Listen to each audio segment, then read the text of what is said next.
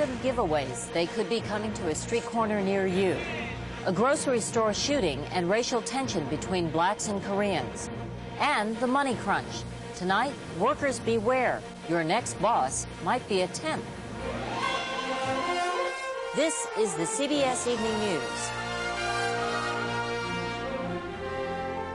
Good evening. I'm Connie Chung, in tonight for Dan Rather.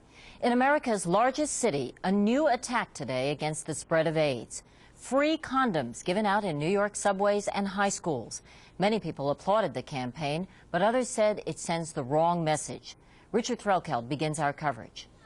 Free condoms, find out more about AIDS. Safe sex is for everyone. Free condoms, fight AIDS. It's going great. They took all the condoms. It wasn't that long ago you had to be 18 years old and then almost beg your druggist to sell you a condom over the counter. Times have changed. Today in New York City, they were pushing condoms on people for free. You can't cure it, but you can prevent it. Volunteers from the gay men's health crisis gave away more than 100,000 condoms and safe sex pamphlets at dozens of subway stations to try to save people from AIDS. Talk about condoms, teach your kids about safer sex, challenge what the government isn't doing about AIDS. The condom giveaway got mixed reviews. Anything that prevents disease has to be good. Immoral and disgusting. I think it's a great idea. It's wonderful for the students to be able to get them in school and have somebody to talk about AIDS. In fact, starting today, condoms will be available on request to students at this New York City high school, distributed by specially trained counselors. Eventually, condoms will be made available to 250,000 New York City high school students. Most of them seem to approve. Students will go out and have sex, and I feel that it's more important that they have a place where they can go to receive protection and education about it than no education at all. It's a good idea, but a lot of people still ain't going to use it. School officials noted objections from some parents and clergy, but they're more concerned about figures showing that AIDS cases among American teenagers are increasing 40% a year. And at the bottom of the entire debate is a question of whether kids are going to live or kids are going to die. Free condoms and safer sex literature. Schools in half a dozen other major cities are considering the same thing. AIDS, after all, needs some learning about. A lot has to be done to educate people, particularly the very young ones, but it has to be done well. It has to be done without panicking them. Morning, would you like to learn more about AIDS? Cities are doing this in the schools and on the streets on their own because the Bush administration remains staunchly opposed to spending any federal money on condom distribution or even on research to find out the best ways to promote safe sex practices. So for now, at least, AIDS prevention programs will remain pretty much piecemeal. Richard Threlkeld, CBS News, New York. This is Richard Roth in Los Angeles. The Catholic Church hasn't budged on the condom issue, arguing for years the only morally correct and medically secure way to prevent AIDS is through chastity, not condoms. In Los Angeles, Cardinal Roger Mahoney has been one of the most outspoken, saying condom use implies heterosexual promiscuity or homosexual activity, both condemned. While some non-Catholic churches have lately gone so far as to distribute condoms as part of AIDS awareness programs, Catholic leaders say their policy hasn't changed and won't. I don't think it's possible that the church will change its mind on the use of condoms, either as a contraceptive device or as a means of what's being called safer sex. The issue's at the center of angry conflict between AIDS activists and the church. It boiled over in a protest 2 years ago at New York St. Patrick's Cathedral. It surfaced again this year when Mahoney urged a boycott of the Los Angeles public TV station for airing a controversial film about the protest. Stop killing us! Stop killing us! AIDS activists say the church's position on condoms is irresponsible. When we as a society politicize and moralize a public health crisis such as AIDS, we cost lives. But the church may have found a powerful new ally for its position in Magic Johnson, who's just changed his public advice. For all you young people, please practice safe sex, which is no sex at all. LA's Cardinal Mahoney says he and Johnson ought to meet. Richard Roth, CBS News, Los Angeles. A poll of doctors' attitudes about AIDS is out today. The American Medical Association survey found 3 out of 4 had treated at least one patient infected with the AIDS virus. Nearly 7 out of 10 doctors believe they have a responsibility to treat AIDS patients, yet half the doctors indicated they would not if given a choice. The trial of 4 Los Angeles police officers charged in the beating of a black motorist will be held in Ventura County, just north of L.A. A judge moved the trial there today because of complaints about pretrial publicity in Los Angeles. Another widely publicized incident captured on videotape has become a focus for ethnic tensions between the black and Korean communities in Los Angeles. David Dow has our report on that. The case that won't go away grew from an argument in an obscure market in South Los Angeles. A surveillance camera captured the action, a Korean grocer accusing a black teenager of shoplifting a bottle of orange juice, the dispute and scuffle that followed. Grocer Soon Ja-do drew a gun. The gun went off. Moments later, 15-year-old Latasha Harlins lay dead. Stop killing our children!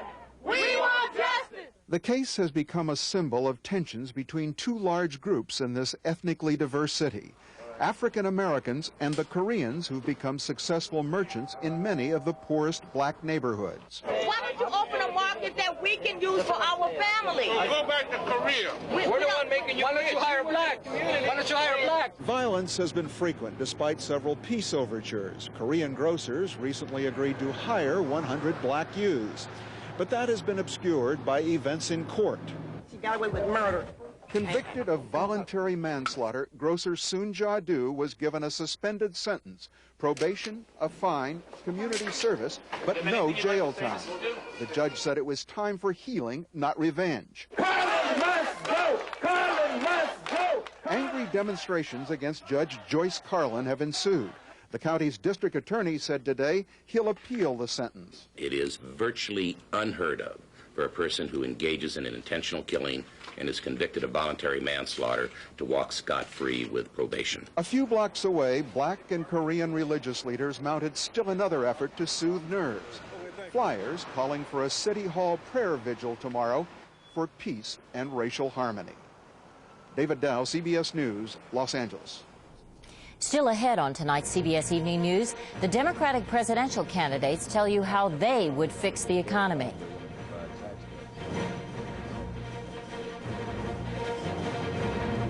Because the night before recess and all through the land, the economy was stagnant, employees were canned. It took time and hard work. No one had ever done it before. The technology that combined front-wheel drive and multi-link suspension simply didn't exist. 5 years later, there is the Infiniti G20 midsize luxury sedan. And the chance to discover what's already been called one of the best handling cars in the world is right around the corner.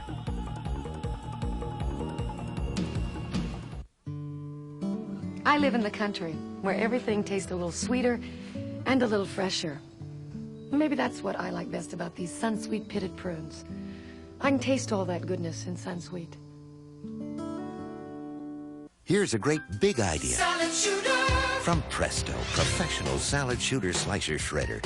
Big capacity and power. Special blades to point and slice thick, slice thin, shred, even ripple cut. Right where you want. Salad shooter! From Presto. Americans are rapidly losing faith in the U.S. economy. A report out today says consumer confidence is now even lower than it was in the last recession in 1982. The main reason? More and more workers are worried about losing their jobs. Just today, IBM announced that it will eliminate 20,000 jobs next year. That's on top of 20,000 cut this year. Still under fire about the economy, President Bush appeared to shift position again today. After first giving a tax cut package by House Republicans a lukewarm reception, he now says he's all for it, but doesn't want Congress to extend its session to pass it. As Bob Schieffer reports, all this only added to the pre-holiday logjam on Capitol Hill. With adjournment looming, Congress fell into such confusion, one member resorted to poetry. Because the night before recess and all through the land, the economy was stagnant, employees were canned. But what to do about it brought only gridlock. House Republicans wanted to stay in session to deal with it. Fine, said the Democratic Speaker, if that's what the President wants. I will abide by his desires in this regard. We will accommodate the President's desires, but they must be spoken clearly and unequivocally and directly by the President, and he should do so today. But no call came, so Republicans came up with this. The Speaker of the House, and I say this respectfully, ought to initiate the call himself. He has a telephone which works out, as well as one which receives incoming calls. By afternoon, the dithering turned into chaos on all fronts. Support for the massive crime bill fell apart, and with it the gun control legislation named for Jim Brady, Ronald Reagan's wounded aide. Thus, crime joined bank reform, economic reform, campaign reform, and energy policy overhaul on a long list of things that stumped Congress and the White House. Even here, the reviews were bad. And the paralysis is making the American people sick of the president, sick of the Congress, sick of the whole system. And with everyone here so sick of each other, the betting most of the day was that Congress would finally give up and go home late tonight or early in the morning.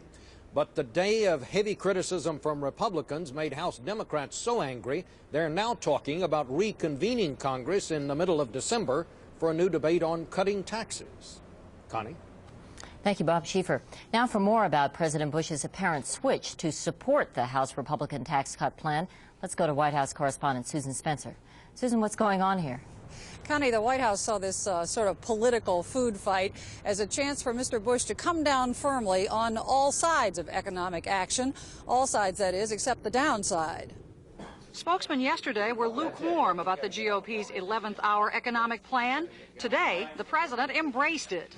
Put me down as enthusiastically for it. That, although he has contended for weeks that a new plan could well wait until next year, that there was no need for some slapped-together program, much less one with a questionable price tag and elements he has never supported. I'm for this. I'd like to see it voted on today. But not tomorrow. Mr. Bush rejected the idea that if he really wants economic action, he should force Congress to stay in town to take it. His renegade housing secretary felt otherwise. I think the Congress should act and stay in session until they get the president's growth package passed. But the White House is terrified that if the Democrats do keep Congress in session, they will embarrass Mr. Bush by passing a juicy package of holiday tax cuts that he'll feel he has to veto. Far better, from their point of view, to get these people out of town so the president can start bashing them. Connie? Susan Spencer, thanks. Now, we asked the 6 major Democratic presidential candidates what they would do to fix the economy.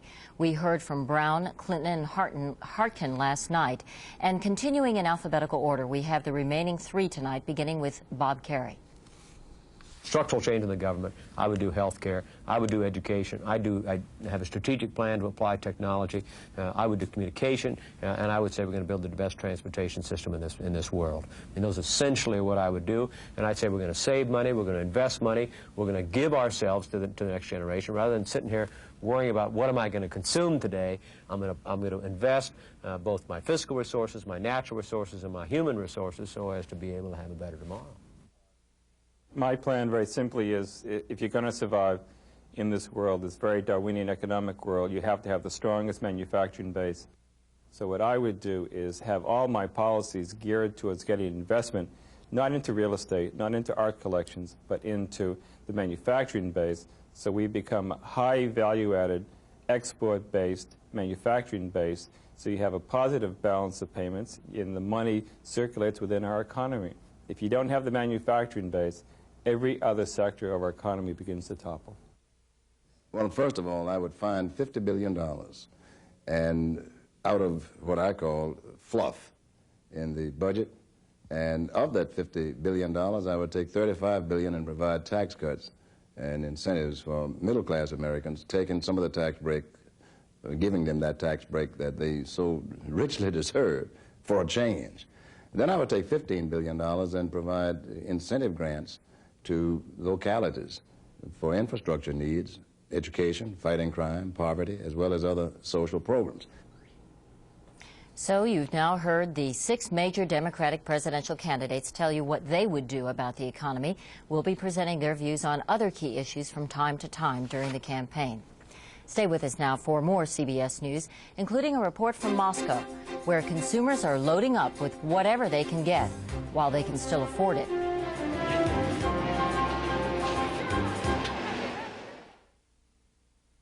I wasn't expecting to be in the hospital for 2 weeks. Suddenly there I was, having a cesarean. David was wonderful. And when it was all over, I had this perfect little person. And a lot of pain. Later, I was kind of surprised when the doctor gave me Tylenol, with all the other choices they have, but the Tylenol made me feel better, so I could put my mind on more important things. Tylenol, the pain reliever hospitals use most. Can a razor cut your beard off below the skin without the blades even touching your face? It can if it's a Norelco. Norelco's patented lift and cut system lifts the hair, so when it's cut, it can actually drop below skin level without the blades even touching your face. Are you getting a shave this incredibly close and exceptionally comfortable? You are when you shave with Norelco. Norelco, we make close comfortable. Power. Applied intelligently, its effects are magnificent. Witness the Oldsmobile Cutlass Supreme. Powered by the world's largest 24-valve V6 engine and an electronic transmission. It's a car designed to provide a more intelligent standard of performance, measured not simply in miles per hour, but by a slightly different gauge, miles per gallon. Oldsmobile, the power of intelligent engineering. Heroes relive that fateful day. Remember Pearl Harbor with Charles Kuralt and General Norman Schwarzkopf, Saturday, December 7th. U.S. combat forces began their final withdrawal from Kuwait today. The Pentagon says all 1,500 troops should be home by Christmas. About 150 workers from the Army Corps of Engineers will stay behind to help Kuwait rebuild. Now from around the world, more CBS News. NASA is investigating damage to a solid rocket booster retrieved from the ocean after the launch of the shuttle Atlantis on Sunday. The damage apparently was done when the booster hit the water, not on the way up. After nearly a century of operation, the U.S. Clark Air Base in the Philippines shut down today. It was damaged by a volcano in June, then doomed by Pentagon budget cuts. Some relief for thousands of Haitian refugees held aboard U.S. Navy ships in the Caribbean. A temporary camp is being built for them at the Guantanamo Bay Naval Base in Cuba, while U.S. courts weigh their fate. At the University of Chicago, keepers of the symbolic doomsday clock set the hands back 7 minutes today to 17 before midnight, indicating the world is now further away from nuclear destruction than at any time since the atomic age began. And off the coast of Norway, a Soviet nuclear-powered submarine which sank last year is leaking small amounts of radiation. Experts say there is no damage to the environment.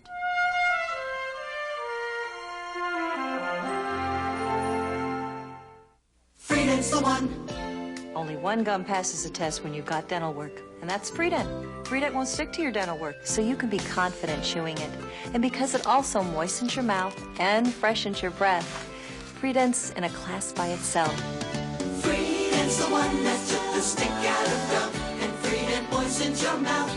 Yeah, moistens your mouth and freshens your breath while you chew. Non-stick Freedent moistens your mouth and freshens your breath. Now you can ask Angela Lansbury about Bufferin. Angela, you've said on TV that Bufferin is effective pain relief. Is it really strong aspirin? I'll say it is.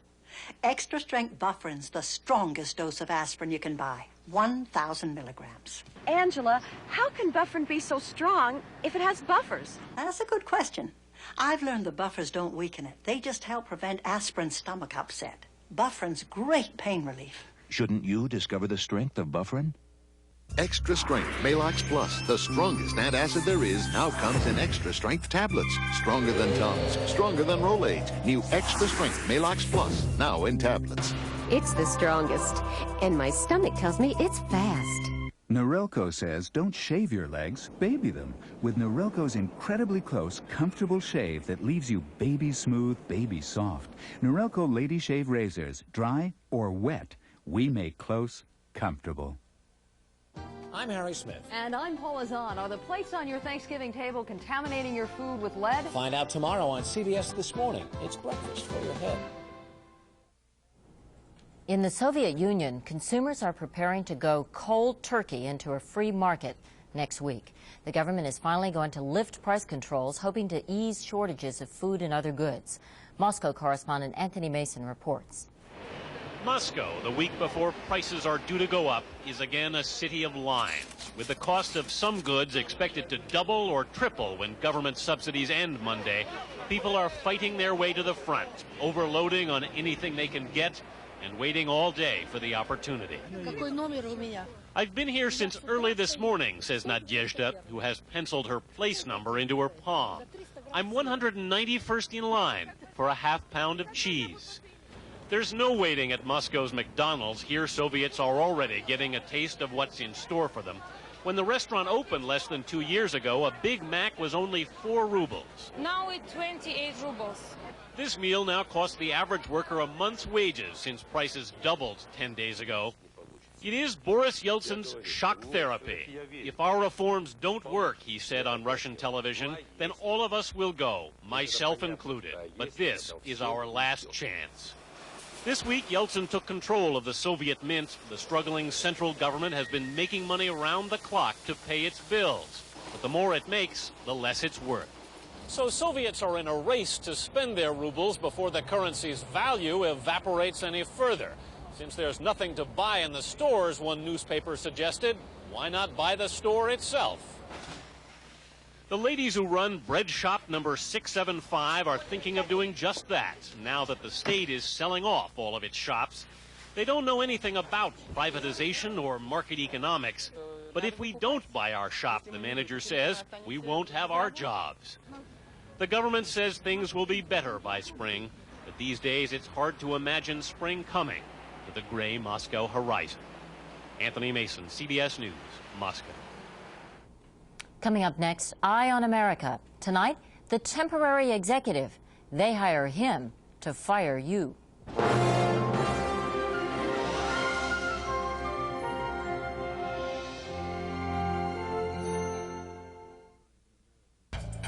You'd rather walk than drive an American car. You think no American car can match the quality of an import. You figure if it isn't foreign, it isn't for you. You wouldn't give an American car the time of day. Well, in case you haven't noticed, times have changed. Introducing the new Skylark. This is the Buick that's going to change a lot of impressions about Buick. Dear Folgers, I run a bed and breakfast. When I overslept one morning, the Folgers switch saved my reputation. The percolator wasn't even set up. So I secretly switched Folgers crystals for the brewed coffee I normally serve. This is delicious. Well, the taste and aroma must have fooled them, because they were shocked when I revealed the switch and joked about sounding like one of your restaurant commercials. Folgers crystals, proven with fresh brewed coffee drinkers. Sincerely, Janet Turley. Thank you. When you're the person who doctors the family, you're on call day and night. And since coughs can be extra annoying at night, that's a good time to doctor that cough with Robitussin. Because more doctors and pharmacists recommend Robitussin That should do it. than any other cough medicine. Robitussin, recommended by more doctors, pharmacists, and Dr. Mom. Panasonic presents a new breed of smooth operator. The new Smooth Operator rechargeable razor unites the old-fashioned closeness of a warm, wet shave with the convenience and no-nick comfort of an electric. Don't try this with any plugged-in razor. Smooth Operator wet-dry razors from Panasonic. Smoother than you ever thought you'd be. Tonight's Eye on America is about unemployment and re-employment. Amid all the layoffs, there's a growing demand for one class of experienced worker. Mark Phillips has more about that in our special series, The Money Crunch, Making It in America.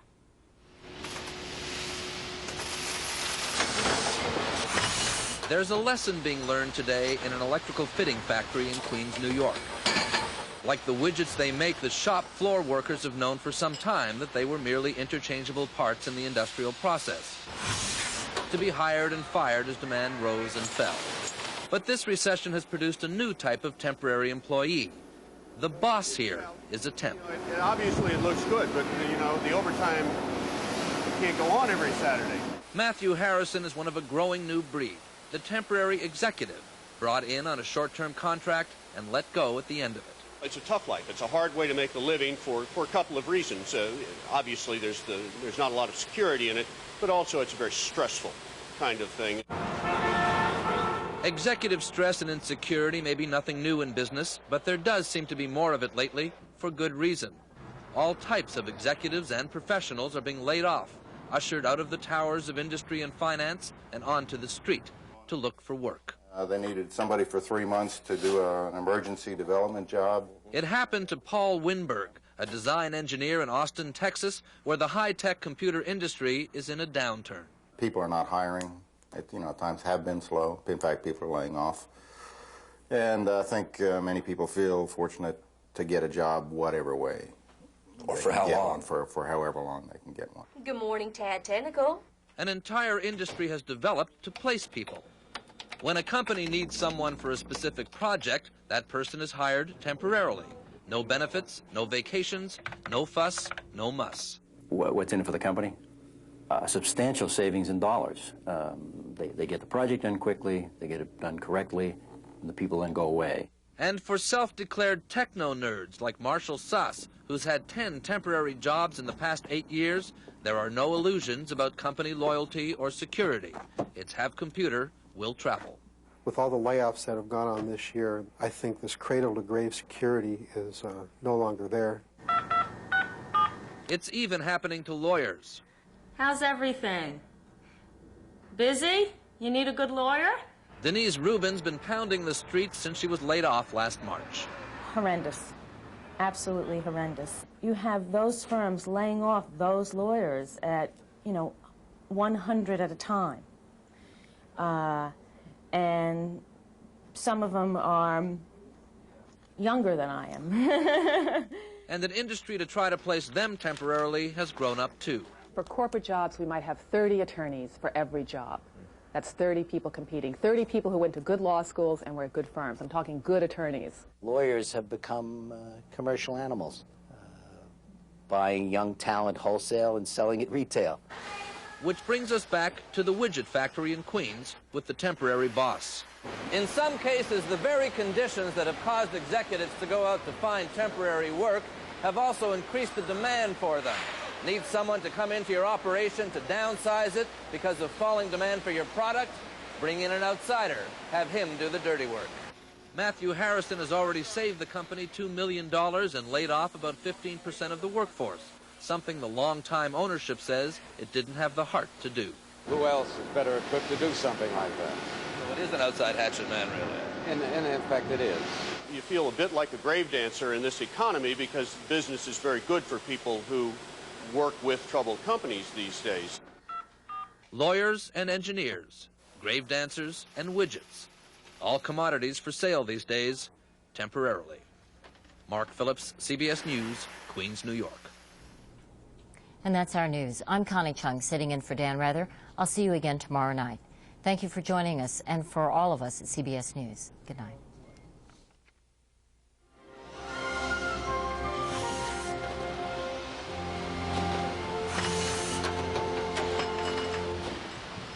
Take a look at these fashions. Pretty, aren't they? Think designer clothes are out of your league? Maybe not. Finding affordable fashion. Tomorrow's Money Crunch report on the CBS Evening News.